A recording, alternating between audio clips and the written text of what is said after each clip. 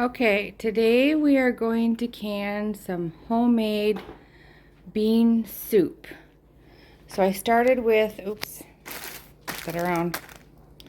I started with these northern beans, the white beans, and you can see they look different because you take these and you soak them overnight, like 24 hours, in water, and you do that so see how much bigger they look? So they swell with water, and then when you can them, it doesn't suck up all the juice in your jar. So, and you kind of rub them together as you're rinsing, and then you pull out the husks. So those are all done. Okay. Then we're going to use a half a tablespoon of the Knorr's chicken bouillon, about an eighth of a tablespoon of black pepper. We've got some bacon that's been rendered down. You don't want it cooked to death. You just want to heat it up and take the outside fat off. Then we've got our ham cut up. It's Easter time, so ham is pretty cheap right now.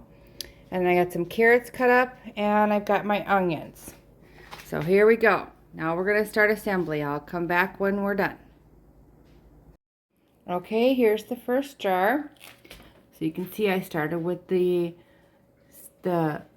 seasonings on the bottom, and then I added some bacon, and then some ham, carrots, onions, and beans, and I just filled it with hot water. Now I'm going to want to get the bubbles out with a spatula, and then we'll do all 7 jars.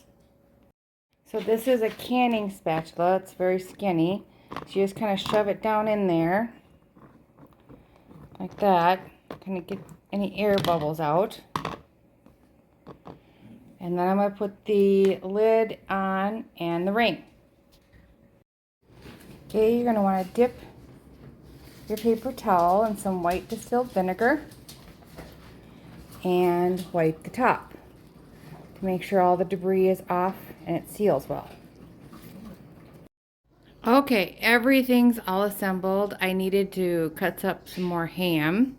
And I forgot to mention this entire pot of beans for soaking for 24 hours was just 1 bag. So that's how much it swells. And now let's go take a look at the canner. So we've got them all set in here. You want about 1.5 inches from the bottom of water. And then it's really important to put in a tablespoon of vinegar.